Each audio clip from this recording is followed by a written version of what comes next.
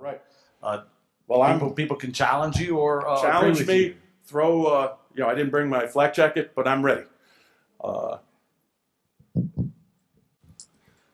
Thank you for the presentation today. I'm John Caras. I'm a local Austinite. I deal with not just the engineering realm in terms of robotics, but also biology. And I know it's not the topic that you're talking about. You're focusing on robotics. But what I'm seeing as an outsider from industry, yeah, I work with State Department, things like this, is that nobody is really focusing or presenting upon biological systems. And the reason why I say that to you is because it's very inexpensive to develop. We lose more people every year to disease and flu. And you can deploy it in an area, you don't know where it came from, and it replicates, right? You're talking about robots.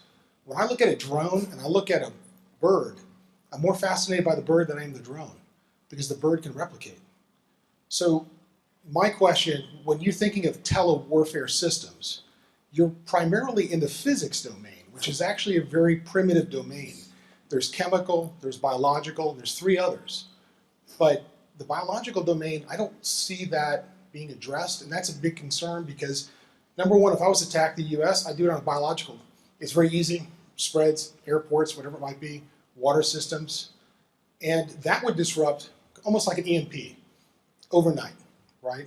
And it's nice to talk about robotics, what we can do and deploy things like this and machine to machine, but the reality is that if you calculate how many people are dying, it's in the disease realm. And if I were a terrorist or a foreign national, a foreign country, I would want to use something that was easy to develop, very cheap, and replicates. yeah, this reminds me of my first month and a half when I was the deputy secretary. I took over in May of 2014. So my first presentation is the guys come in and they're quantum guys. And they say, if you don't get quantum right, you are doomed. The Republic will crumble. The Department of Defense will be defeated.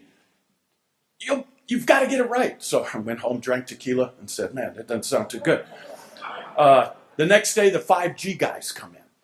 You have got to have 5G. The Chinese are taking us to lunch. Huawei's going to rule the world. They're going to have all these backdoor Trojan, monsters that are going to just turn you off like Battlestar Galactica.